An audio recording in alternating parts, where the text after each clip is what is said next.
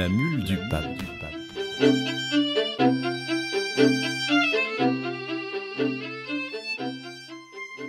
De tous les jolis dictons, proverbes ou adages dont nos paysans de Provence passementent leurs discours, je n'en sais pas un plus pittoresque ni plus singulier que celui-ci.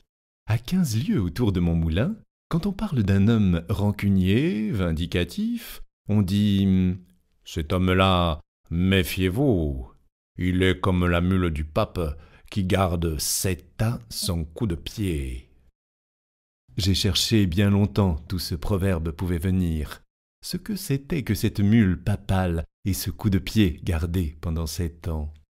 Personne ici n'a pu me renseigner à ce sujet, pas même Francette Mamaille, mon joueur de fifre, qui connaît pourtant son légendaire provençal sur le bout du doigt. Francet pense comme moi qu'il y a là-dessous quelque ancienne chronique du pays d'Avignon, mais il n'en a jamais entendu parler autrement que par le proverbe. « Vous ne trouverez cela qu'à la bibliothèque des cigales », m'a dit le vieux fifre en riant. L'idée m'a paru bonne, et comme la bibliothèque des cigales est à ma porte, je suis allé m'y enfermer pendant 8 jours. C'est une bibliothèque merveilleuse, admirablement montée, ouverte aux poètes jour et nuit, et desservie par de petits bibliothécaires à cymbales qui vous font de la musique tout le temps.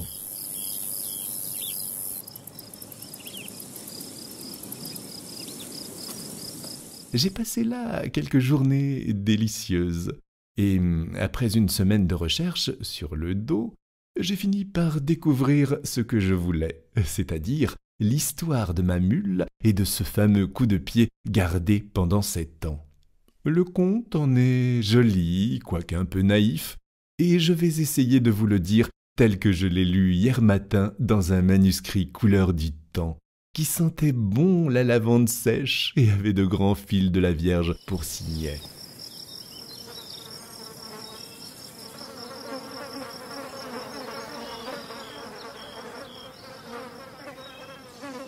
Qui n'a pas vu Avignon du temps des papes n'a rien vu. Pour la gaieté, la vie, l'animation, le train des fêtes, jamais une ville pareille.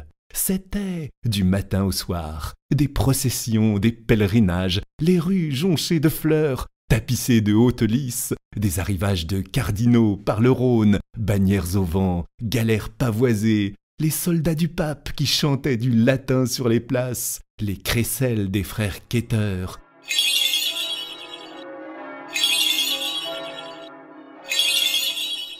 Puis, du haut en bas des maisons qui se pressaient en bourdonnant autour du grand palais papal comme des abeilles autour de leur ruche, c'était encore le tic-tac des métiers à dentelle, le va-et-vient des navettes tissant l'or des chasubles, les petits marteaux des ciseleurs de burettes, les tables d'harmonie qu'on ajustait chez les luthiers, les cantiques des ourdisseuses.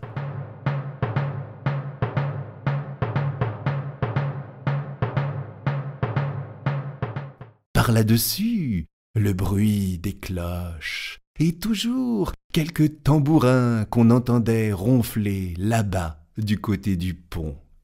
Car chez nous, quand le peuple est content, il faut qu'il danse, il faut qu'il danse.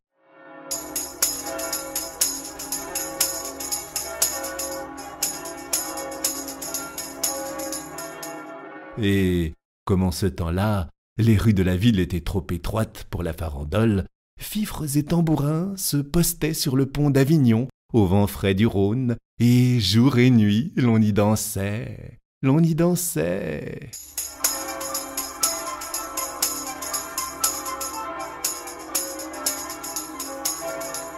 Ah, l'heureux temps, l'heureuse ville, des hallebardes qui ne coupaient pas, des prisons d'État où l'on mettait le vin à rafraîchir, jamais de disette, jamais de guerre. Voilà comment les papes du comtat savaient gouverner leur peuple, voilà pourquoi leur peuple les a tant regrettés. Il y en a un surtout, un bon vieux, qu'on appelait Boniface. Oh, celui-là, que de larmes on a versé en Avignon quand il est mort. C'était un prince si aimable, si avenant. Il vous riait si bien du haut de sa mule. et quand vous passiez près de lui, fussiez-vous un pauvre petit tireur de garance ou le grand viguier de la ville, il vous donnait sa bénédiction si poliment.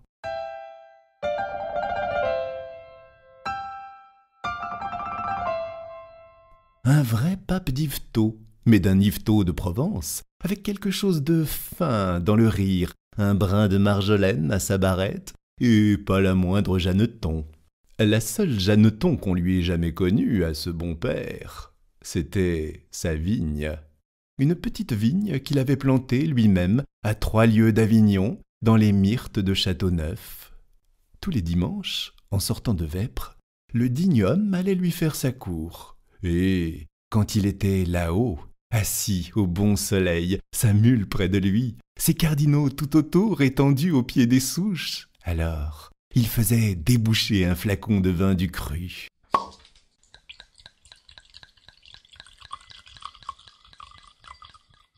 Ce beau vin, couleur de rubis, qui s'est appelé depuis le Châteauneuf des Papes, et il le dégustait par petits coups, en regardant sa vigne d'un air attendri. Puis, le flacon vidé, le jour tombant, il rentrait joyeusement à la ville, suivi de tout son chapitre, et, lorsqu'il passait sur le pont d'Avignon, au milieu des tambours et des farandoles, sa mule, mise en train par la musique, prenait un petit amble sautillant, tandis que lui-même, il marquait le pas de la danse avec sa barrette, ce qui scandalisait fort ses cardinaux, mais faisait dire à tout le peuple « Ah, le bon prince! Ah, le brave pape !» Après sa vigne de Châteauneuf, ce que le pape aimait le plus au monde, c'était sa mule. Le bonhomme en raffolait de cette bête-là.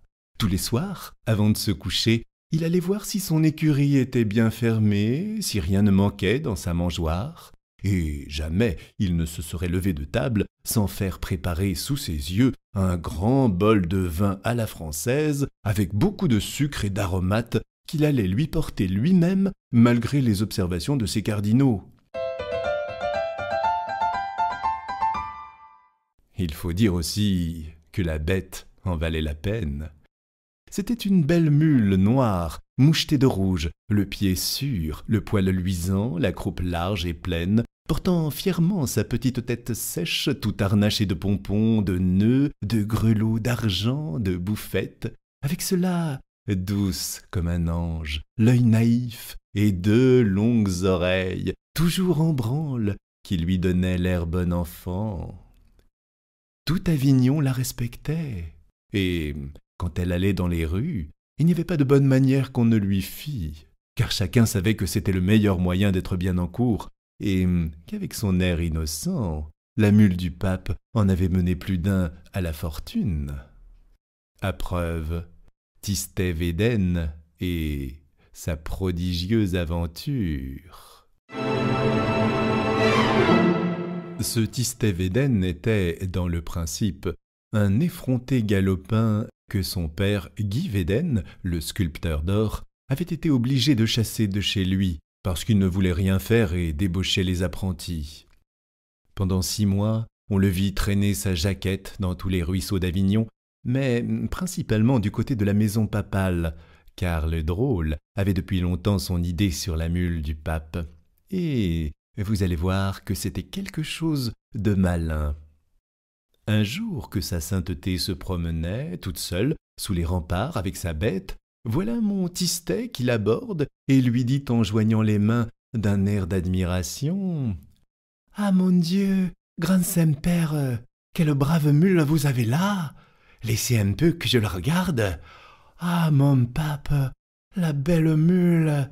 L'empereur d'Allemagne n'en a pas une pareille. » Et il la caressait, et il lui parlait doucement, comme à une demoiselle. « Venez ça, mon bijou, mon trésor, ma perle fine. » Et le bon pape, tout ému, se disait dans lui-même « Quel bon petit garçonnet! Comme il est gentil avec ma mule !» Et puis, le lendemain, savez-vous ce qui arriva? Tistet-Védène troqua sa vieille jaquette jaune contre une belle aube en dentelle, un camail de soie violette, des souliers à boucles, et il entra dans la maîtrise du pape, où jamais avant lui on n'avait reçu que des fils de nobles et des neveux de cardinaux.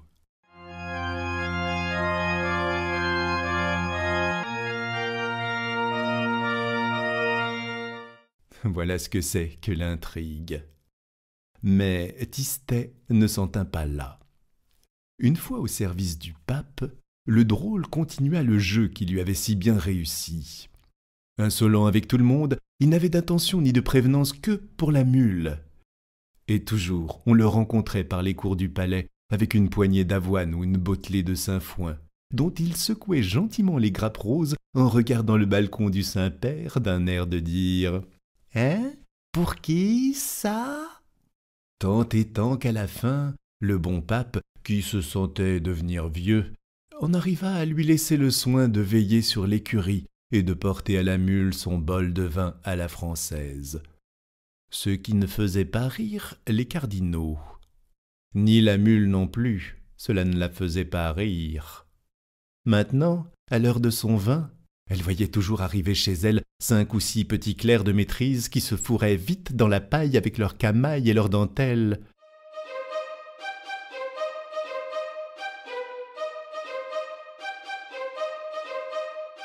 Puis, au bout d'un moment, une bonne odeur chaude de caramel et d'aromates emplissait l'écurie, et Tistet-Védène apparaissait, portant avec précaution le bol de vin à la française. Alors, le martyre de la pauvre bête commençait.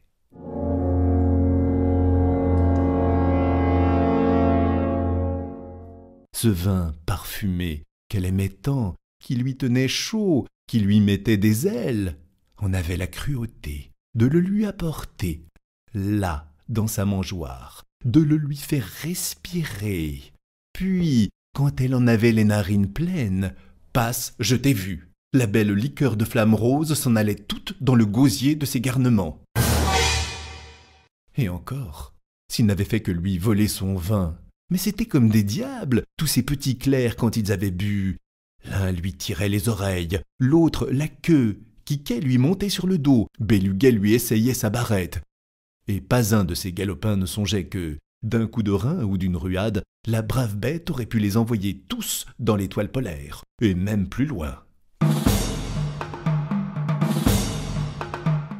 Mais non, on n'est pas pour rien la mule du pape, la mule des bénédictions et des indulgences. Les enfants avaient beau faire, elle ne se fâchait pas, et ce n'était qu'à Tistet-Védène qu'elle en voulait. Celui-là, par exemple, quand elle le sentait derrière elle, son sabot lui démangeait. Et vraiment, il y avait bien de quoi. Ce vaurien de Tistet lui jouait de si vilains tours. Il avait de si cruelles inventions après boire.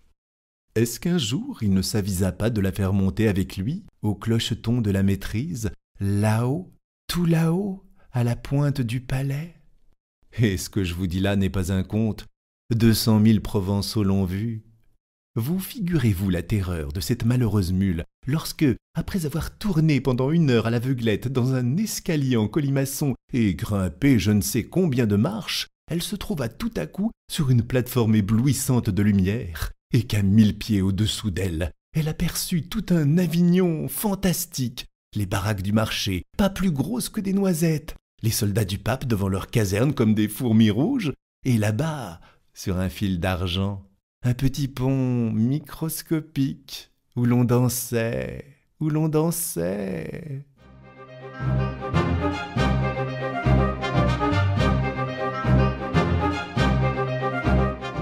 Ah, pauvre bête, quelle panique!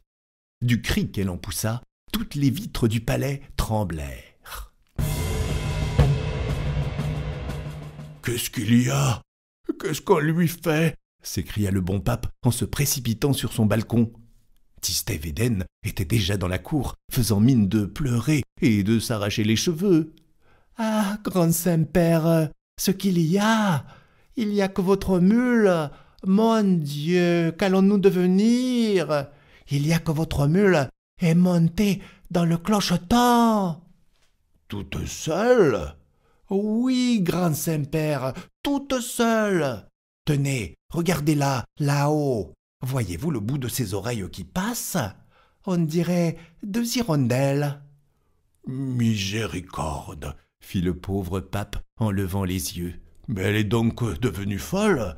Mais elle va se tuer. Veux-tu bien descendre, malheureuse? Pécaïre, elle n'aurait pas mieux demandé, elle, que de descendre. Mais par où? L'escalier? Il n'y fallait pas songer. Ça se monte encore, ces choses-là. Mais à la descente, il y aurait de quoi se rompre 100 fois les jambes. Et la pauvre mule se désolait. Et tout en rôdant sur la plateforme, avec ses gros yeux pleins de vertige, elle pensait à Tistet Védène.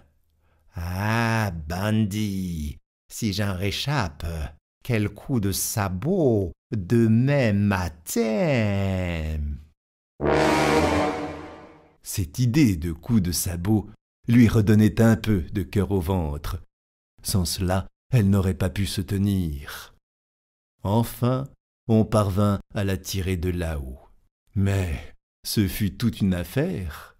Il fallut la descendre avec un cric, des cordes, une civière. Et vous pensez, quelle humiliation pour la mule d'un pape de se voir pendue à cette hauteur, nageant des pattes dans le vide comme un hanneton au bout d'un fil.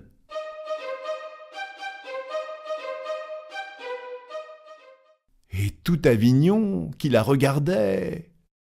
La malheureuse bête n'endormit pas de la nuit. Il lui semblait toujours qu'elle tournait sur cette maudite plateforme, avec les rires de la ville au-dessous. Puis elle pensait à cet infâme Tistet Védène et aux jolis coups de sabot qu'elle allait lui détacher le lendemain matin. Ah, mes amis, quel coup de sabot! De pommes Périgoustes, on en verrait la fumée.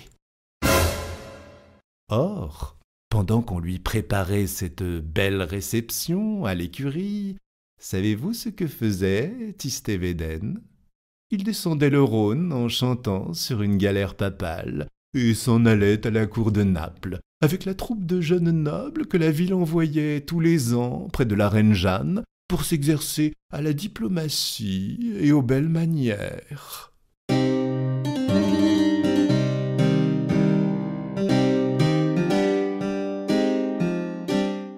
Tistet n'était pas noble, mais le pape tenait à le récompenser des soins qu'il avait donnés à sa bête, et principalement de l'activité qu'il venait de déployer pendant la journée du sauvetage.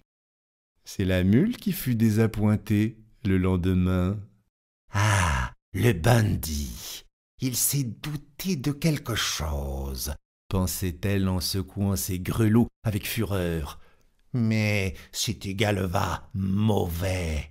Tu le retrouveras au retour, ton coup de sabot. Je te le garde. » Et elle le lui garda. Après le départ de Tistet, la mule du pape retrouva son train de vie tranquille et ses allures d'autrefois. Plus de quiquets, plus de béluguets à l'écurie. Les beaux jours du vin à la française étaient revenus, et avec eux la bonne humeur, les longues siestes et le petit pas de gavotte quand elle passait sur le pont d'Avignon. Pourtant, depuis son aventure, on lui marquait toujours un peu de froideur dans la ville. Il y avait des chuchotements sur sa route, les vieilles gens hochaient la tête, les enfants riaient en se montrant le clocheton. Le bon pape lui-même n'avait plus autant de confiance en son ami. Et lorsqu'il se laissait aller à faire un petit somme sur son dos le dimanche, en revenant de la vigne, il gardait toujours cette arrière-pensée. « Si j'allais me réveiller là-haut, sur la plateforme !»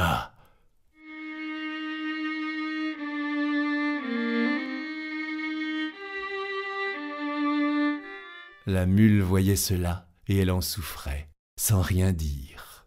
Seulement, quand on prononçait le nom de Tistet Védène devant elle, ses longues oreilles frémissaient, et elle aiguisait avec un petit rire le fer de ses sabots sur le pavé.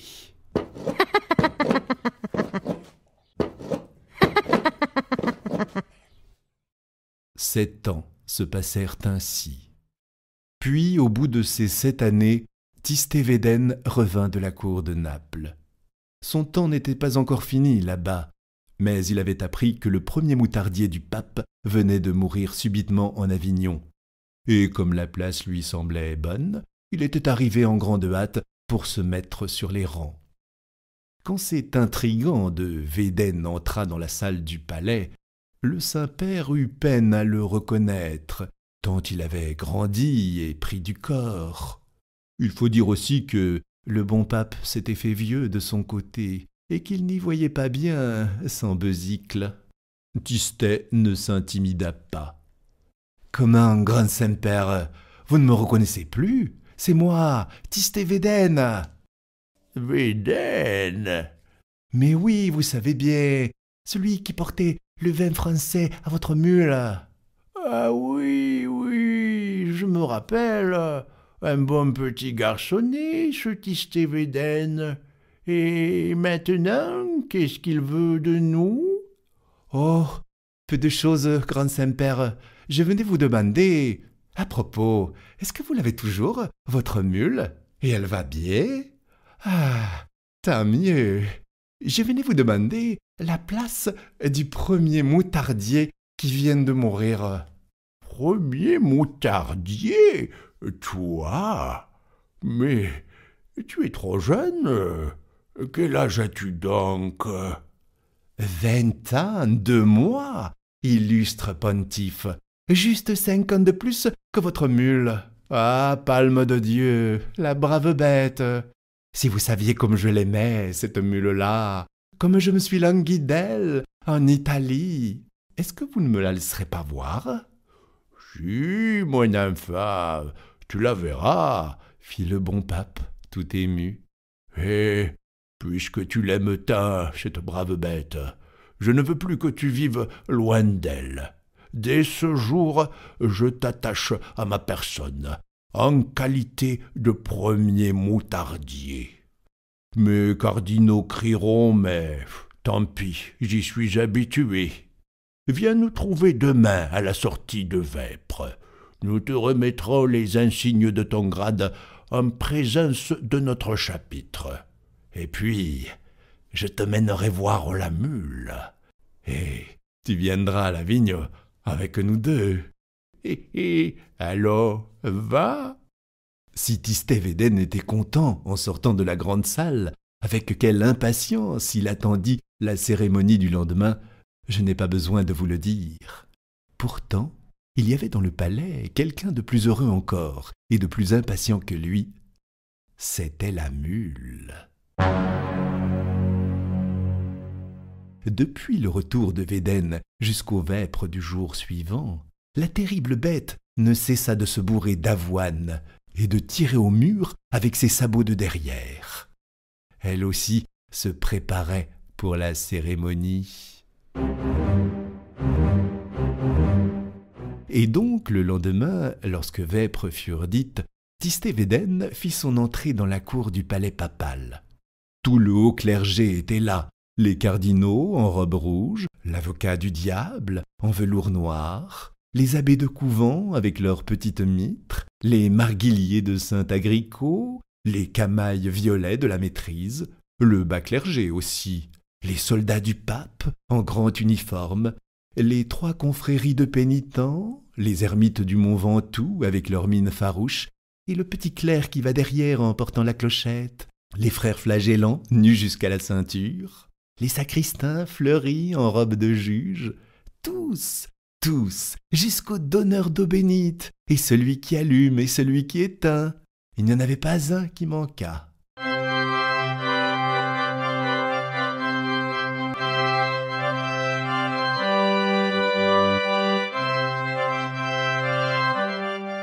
Ah, c'était une belle ordination. Des cloches, des pétards, du soleil, de la musique, et toujours ces enragés de tambourins qui menaient la danse là-bas sur le pont d'Avignon.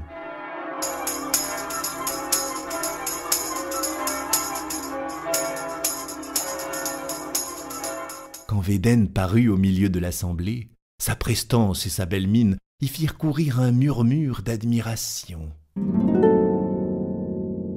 C'était un magnifique Provençal, mais des blonds, avec de grands cheveux frisés au bout et une petite barbe folette qui semblait prise au copeau de fin métal tombé du burin de son père, le sculpteur d'or.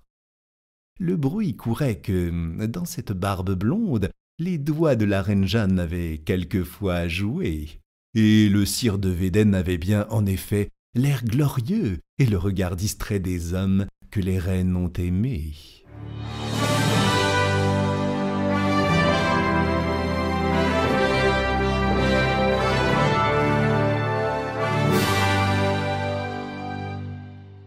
Ce jour-là, pour faire honneur à sa nation, il avait remplacé ses vêtements napolitains par une jaquette bordée de roses à la provençale, et sur son chaperon tremblait une grande plume d'ibis de Camargue.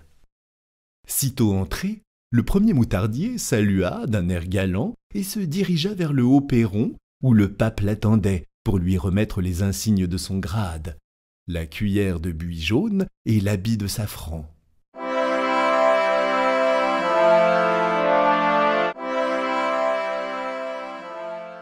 La mule était au bas de l'escalier, tout harnachée et prête à partir pour la vigne.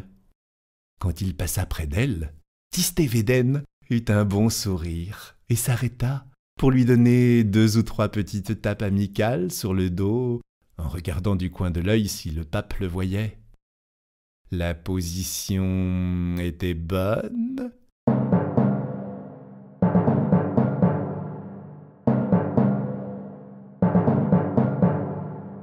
La mule prit son élan.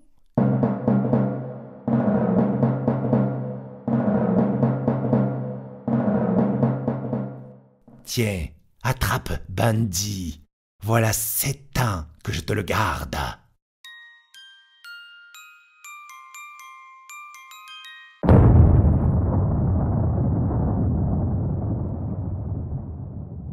Et elle vous lui détacha un coup de sabot si terrible, que de Pampérigouste même on en vit la fumée, un tourbillon de fumée blonde où voltigeait une plume d'ibis. Tout ce qui restait de l'infortuné Tistet Védène. Les coups de pied de mule ne sont pas aussi foudroyants d'ordinaire. Mais celle-ci était une mule papale. Et puis, pensez donc, elle le lui gardait depuis 7 ans. Il n'y a pas de plus bel exemple de rancune ecclésiastique.